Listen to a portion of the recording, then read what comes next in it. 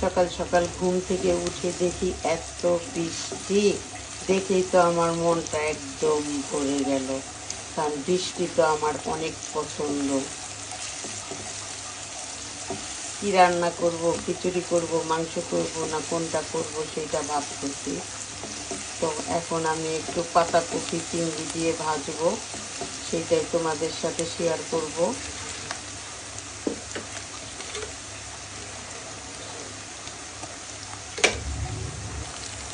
একেবারেই ঝুম বৃষ্টি হচ্ছে, এখনো একাধারে বৃষ্টি হচ্ছে।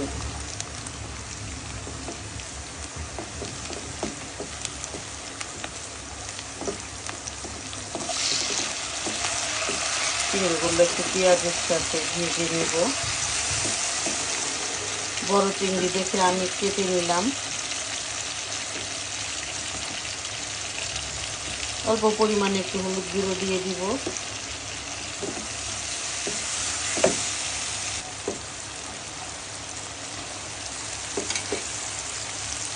শীত শুরু হতে না হতে শীতের সবজি খাওয়া শুরু করে দিয়েছি।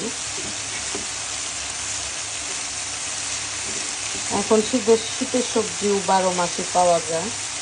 তো যে সিজনের যে সবজি, আমার মনে হয় শীতের দিনে শীতের সবজি হলে ওইটা সবচেয়ে বেটার। গরমের দিনে গরমের সবজি ওইটাই বেটার। তো এখন দেখা যায় সব সবজি 12 মাসই পাওয়া যায় আমাদের দেশে।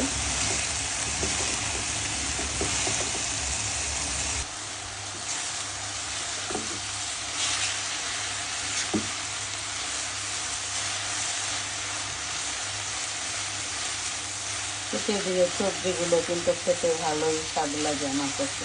অনেক, আমার ঘরের সবারই খুবই পছন্দ শীতের দিনের সবজিগুলো।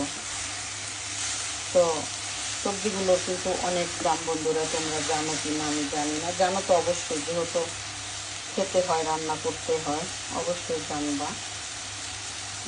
এই আর কি। ধনিয়া পাতা দিয়ে দিব।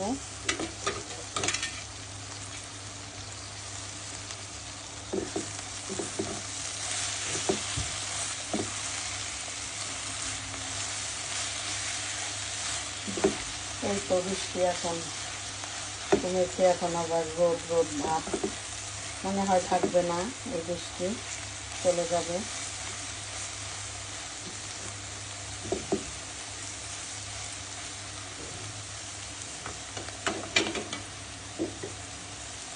যে বন্ধুরা দেখো, ফাইনালি আমার পাতাকপি চিংড়ি মাছ দিয়ে ভাজা কমপ্লিট। তো এই রেসিপিটা কেমন হলো আমাকে একটু কমেন্ট করে অবশ্যই জানাবা। অবশ্যই আমার পেজকে ফলো করবে, আমার ইউটিউব চ্যানেলকে সাবস্ক্রাইব করবে। সবাই সুস্থ থাকো, ভালো থাকো। আল্লাহ হাফেজ।